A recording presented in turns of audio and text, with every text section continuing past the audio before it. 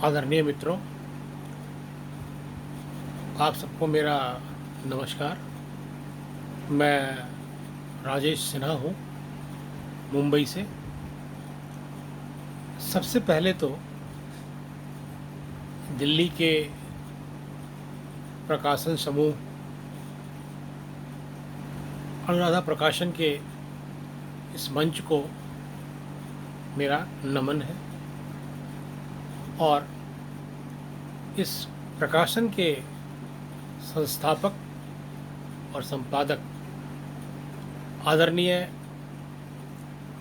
मनमोहन सरन जी के जज्बे को भी मैं सलाम करता हूँ। ये वो शख्सियत है जिन्होंने हिंदी साहित्य के उत्थान और विकास के लिए एक बीड़ा उठाया हुआ है और बड़े ही जतन से, मनोयोग से, पूरी तन्मयता से इसकी सेवा में लगे हुए हैं। मुझे ऐसा लगता है कि ये पूरी तरह से हिंदी भाषा के प्रचार, प्रसार और विकास के लिए समर्पित है। मैं इनके इस यज्ञ में, या यूँ कहें कि इस यज्ञ को सफल होने के लिए अपनी तरफ से ढेर सारी शुभकामनाएं देता हूँ। अनुराधा प्रकाशन अपनी सफलता के तमाम ऊंचाइयों को स्पर्श करे, यही मेरी कामना है। आज मैं आपके सामने अपनी कुछ रचनाओं को लेकर मुखातिब हूँ। इससे पहले कि मैं आपको अपनी रचनाओं से परिचय कराऊं, मुझे लगता है कि थोड़ा परिचय मेरा भी आप सबों से होना चाहिए। जैसा मैंने कहा, मेरा नाम राजेश सिन्हा है। मैं पेशे से एक बीमा अधिकारी हूँ और मुंबई में रहता हूँ। यही मेरी कर्म भूमि है। लिखने पढ़ने का शौक़ बचपन से रहा और यूँ कहें कि आज तक यह बदस्तूर जारी है। मैं मूलतः अगर कविताओं की बात करूं तो दो विधाओं में लिखता हूं। एक मुक्तक, दूसरा छंदमुक्त रचनाएं। कभी कभी गज़ल कह लेता हूं, पर बहुत कम। हाँ, साहित्य की अन्य विधाओं में लिखता हूं। मेरी कुछ किताबें प्रकाशित हैं, कुछ प्रकाशन की प्रक्रिया में है। अभी जो रचनाएं मैं आपको सुनाने जा रहा हूं वो मेरे काव्य संग्रह ख्वाबों के शजर से ली है मैंने। और बड़ा अच्छा संयोग है कि यह संकलन भी हमारे मनमोहन जी के समूह यानी अनुराधा प्रकाशन से ही प्रकाशित हुआ है। तो सबसे पहले मैं आपको कुछ मुक्तक सुनाऊंगा, उसके बाद 2-3 रचनाएं आपके सामने रखूंगा। पहला मुक्तक। मुद्दत से रस्म राह को निभाते रहे हैं हम, मुद्दत से रस्म राह को निभाते रहे हैं हम। तुम मानो या ना मानो गम पीते रहे हैं हम, तुम मानो या न मानो गम पीते रहे हैं हम। कुछ इस तरह पड़ चुकी हैं अब ये गिरहें, कुछ इस तरह पड़ चुकी हैं अब ये गिरहें। सब सुन लेते हैं पर लब नहीं खोलते हैं हम, सब सुन लेते हैं पर लब नहीं खोलते हैं हम। दूसरा मुक्तक।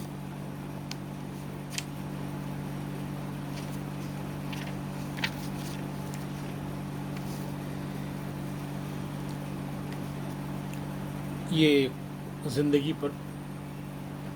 जीना मुश्किल तो नहीं गर जीने की तमन्ना हो। जीना मुश्किल तो नहीं गर जीने की तमन्ना हो। यकीनन मिट जाएगा अंधेरा गर रोशनी की तमन्ना हो। कोई साथ देगा हर मुश्किलों में, ये ख्याल क्यों रखना। कोई साथ देगा हर मुश्किलों में, ये ख्याल क्यों रखना। मिल जाएगी हर मंजिल गर चांद को छूने की तमन्ना हो। मिल जाएगी हर मंजिल गर चांद को छूने की तमन्ना हो। एक और मुक्तक सुनाऊंगा मैं आपको, जो मैंने रंग पर लिखा है। रंग की फितरत क्या होती है, रंग क्या कहता है अपने बारे में, वो सुनिए। सच कहता हूँ मैं रंग हूँ, सच कहता हूँ मैं रंग हूँ। रंगरेज भी मुझसे डरता है, रंगरेज भी मुझसे डरता है। कब दिखा दूँ अपना कमाल, हर शख्स मुझसे डरता है। कब दिखा दूँ अपना कमाल, हर शख्स मुझसे डरता है। मैं वो शय हूँ जिसकी फितरत को तुम क्या समझोगे। मैं वो शय हूँ जिसकी फितरत को तुम क्या समझोगे। यारब जिस पे चढ़ता हूँ वो शख्स भी मुझसे डरता है। यारब जिस पे चढ़ता हूँ वो शख्स भी मुझसे डरता है। और अब दो छंदमुक्त रचनाएं मैं आपको सुनाना चाहता हूँ। एक रचना लिखी है मैंने, जो कवि जो होता है वो मूलतः शब्दों का बाजीगर होता है। तो शब्द और भाव क्या सोचते हैं, उनकी क्या राय होती है, इन पंक्तियों में वही बात उभर के आई है। पढ़ता हूँ, सुनिएगा। जी हाँ मैं शब्दों से खेलता हूँ। जी हाँ मैं शब्दों से खेलता हूँ। भावों को खूब समझता हूँ। भावों को खूब समझता हूँ। उनको कागज़ पे उतारता हूँ। उनको कागज़ पे उतारता हूँ। वैसे मेरे शब्दों को, वैसे मेरे शब्दों को मुझसे शिकायत है, मुझसे शिकायत है। मैं उनसे फासला रखता हूँ, मैं उनसे फासला रखता हूँ। उनके जज्बातों को नहीं समझता, उनकी आहटों को नहीं सुनता।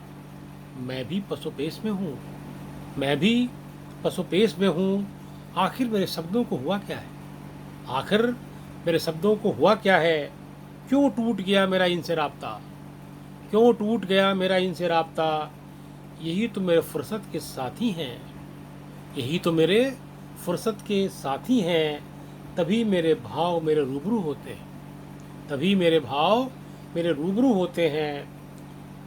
हम आपके साथ हैं, हम आपके साथ हैं। क्या हुआ जो आपके सब आपसे नाराज हैं। हम आपके साथ हैं, क्या हुआ जो आपके सब आपसे नाराज हैं। आखिर बिना हमारे उनका वजूद क्या है, आखिर बिना हमारे उनका वजूद क्या है।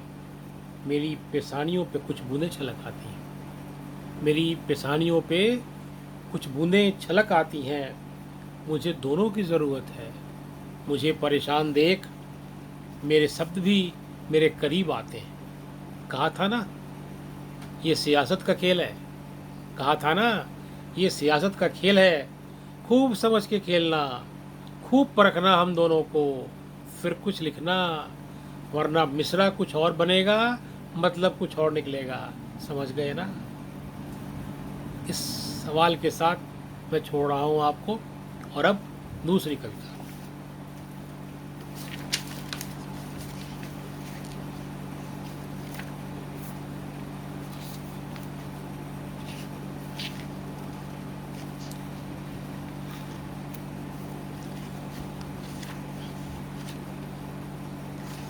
एक कविता मैंने महानगर की ज़िंदगी पे लिखी है। क्योंकि मैं महानगर की ज़िंदगी के त्रासदी को कई सालों से भुगत रहा हूँ, तो एक अच्छा खासा अनुभव है मेरे पास।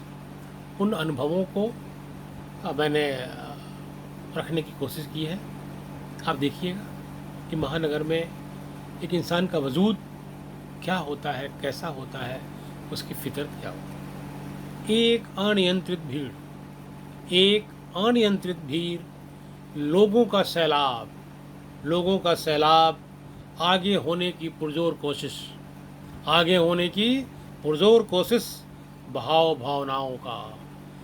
भावनाओं का बर्फ हो चुकी संवेदना, जो दबा देती है हर वेदना। बर्फ होती संवेदना जो दबा देती है हर वेदना, नाम के बावजूद अनाम होने सा एहसास, नाम के बावजूद अनाम होने सा एहसास, पल पल में बिगड़ते बनते रिश्ते, यदा कदा उन्हें भी जोड़ने का प्रयास। हर दिन जहन में उठता एक सवाल, हर दिन जहन में उठता एक सवाल, जवाब खोजते ख्याल वही ढाक के तीन पार।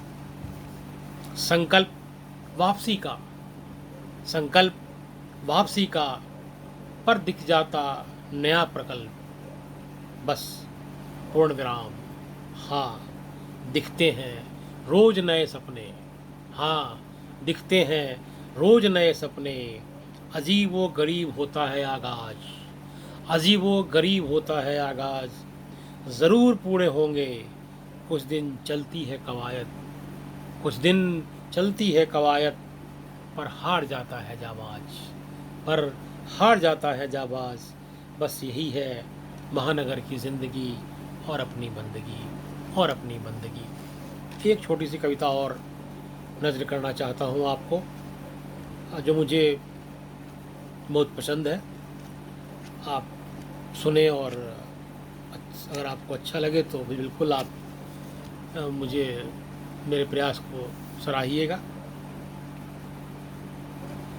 मेरी एक अदद पहचान, सहमी सहमी सी ख्वाहिशें, बेकार ज़ाती कोशिशें, हर रोज़ मेरे खिलाफ रची जाती साजिशें, हर रोज़ मेरे खिलाफ रची जाती साजिशें, बेशक इन तमाम शिकस्त होते लम्हातों के बावजूद, सिर उठा के चलने की पुरजोर कोशिश, साथ देने वालों का शुक्रिया नवाजिश, मालूम है सफ़र दुश्वार है, जहन भी लाचार है, हर कदम पे आचार है, हर कदम पे आजार है, पर मन में बैठा विश्वास है, ये सफ़र व्यर्थ नहीं होगा, कुछ भी अनर्थ नहीं होगा, ज़िंदगी की आंधी चाहे कितनी भी तेज चले, ये ज़ख्म फिर से हरा नहीं होगा, या रब अब तो तल्ख कलामी की आदत सी हो गई है। इंसानों के इस हुजूम में रेत का ज़र्रा भी अजीज लगता है, इंसानों के इस हुजूम में रेत का ज़र्रा भी अजीम लगता है। तो दोस्तों, आज के लिए इतना ही, और मैं आपसे विदा लेता हूँ। और एक बार फिर से अनुराधा प्रकाशन का और इसके संपादक आदरणीय मनमोहन सरन जी का बहुत बहुत शुक्रिया, और उनके लिए ढेर सारी शुभकामनाएं। नमस्कार, धन्यवाद।